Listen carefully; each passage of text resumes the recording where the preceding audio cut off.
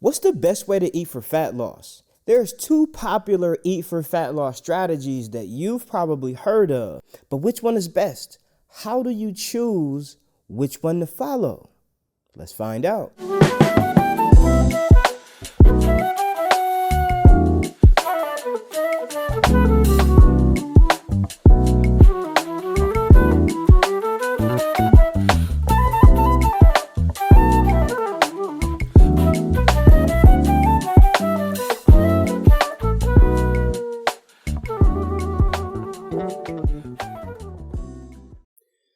What's up? So, first thing we're going to talk about is intermittent fasting.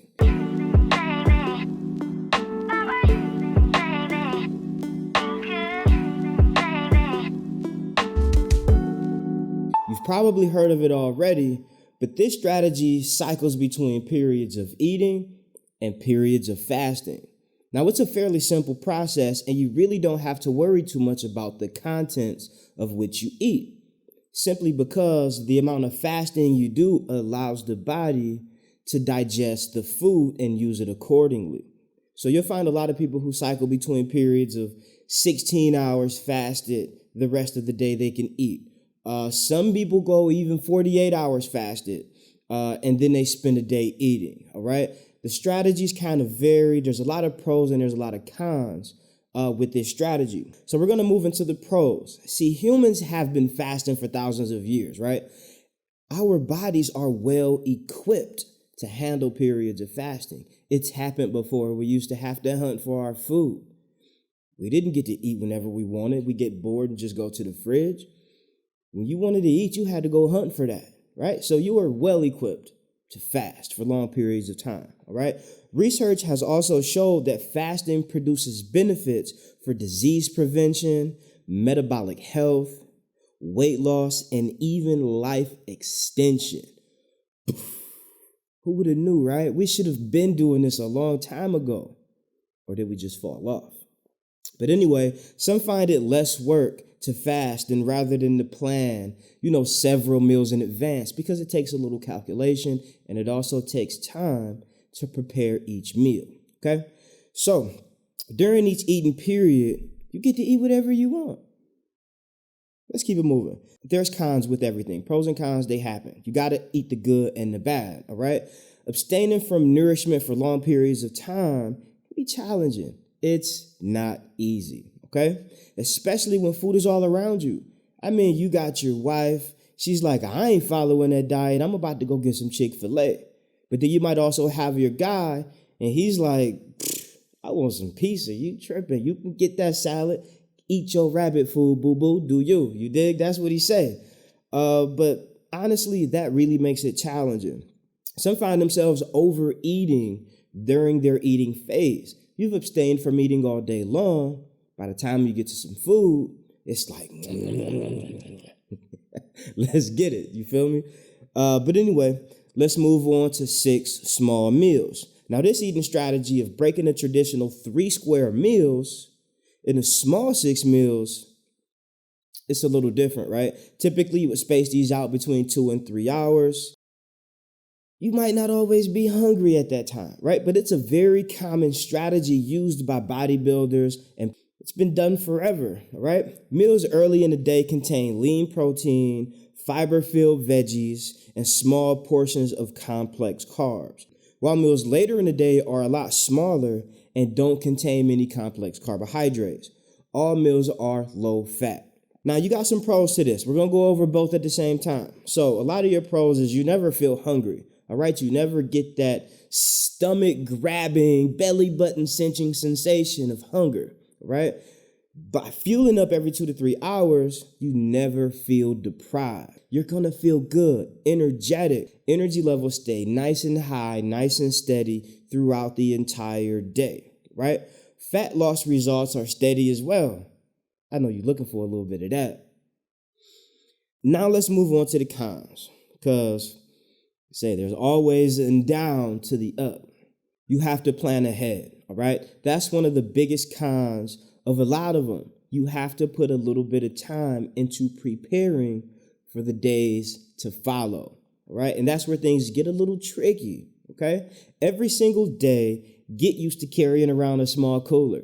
I mean, you gotta keep your eating up, and if you're on the go, you still gotta adhere to that 2 to 3 hours. So you got a fanny pack, you got a cooler, you got some ice, you got some sandwiches and some fruit, and this, that, and the third. You got all of your meals for the day prepared, all right? Unless you're including the occasional cheat meal or cheat day, there's really no room to screw around in this diet, okay? You have to be very, very strict.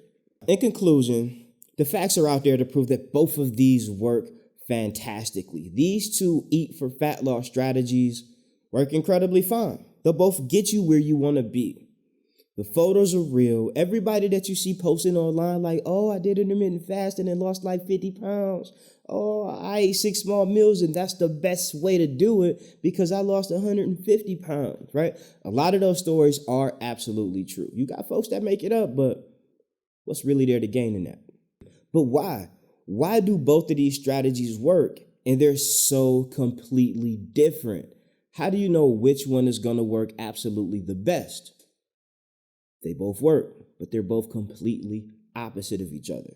How can these two methods utilize two opposing strategies to both produce weight loss? I mean, it's mind-blowing again. You got my fingers going crazy over here, all right? Let's dive a little deeper into why. First off, we got meal timing, all right? When you eat is a factor for both of these eating plans, right?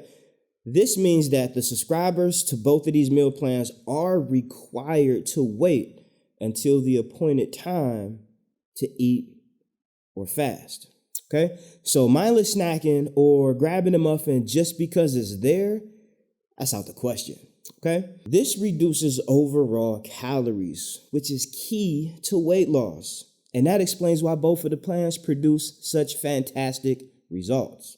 And also your content. The 6 small meal plan focuses on the content of each small meal, all right, in great detail. Your meals contain lean protein, fiber-filled veggies, and a limited amount of complex carbs, like I said before. This detailed control of calorie content is largely why this plan is sure to make you lose fat. Intermittent fasting doesn't consider the contents of your meal. Remember that. That's going to be important later on down the line when it's decision time, right? Also, your meal size. The 6 small meal plan also focuses on the exact size of your meals, which makes sense since you're trying to eat 6 small meals 6 times a day. I mean, it's impossible not to gain weight and overeat if you have to eat so often, especially at times where you might not feel hungry. So what's the best strategy for fast results? As we've discussed, both of these eating strategies above are capable of producing results. We've seen it. This is due to the fact that both plans result in a lower caloric intake. Like I said again, when it's all said and done, weight loss comes from caloric balance, all right? And that balance comes from whatever fits into your lifestyle. While both of these strategies above end in curbing your calories, only the 6 meal plan encourages wholesome calories because you don't have to worry so much about the type of food you eat. With intermittent fasting, there's a lot of room for things that are unhealthy for you, even if it puts you in a caloric deficit. When it comes down to you choosing your eating strategy, it's important to determine what works best for your lifestyle. If carrying a cooler around just isn't feasible because you're in and out, you're in places where you can't really have a lot of bags, etc., whatever the excuse may be, 6 small meals just might not work out for you. And vice versa, if you want to try intermittent fasting, but you're always surrounded with snack food, junk food, folks around you are continuously eating, the loved ones in your lifestyle are just absolutely oblivious to your circumstances and just don't want to set a great example, intermittent fasting might not be great for you because you're going to just be tempted simply too much, right? The best way to decide what to do is to figure out what works best for you. This is a personal system. This is a personal process. And if it goes against the grain of your natural order, it's just going to make it that much harder, you guys. Be cognizant of the decisions that you make and the environments that you're in, because no matter how separated they are, they influence each other here. All right.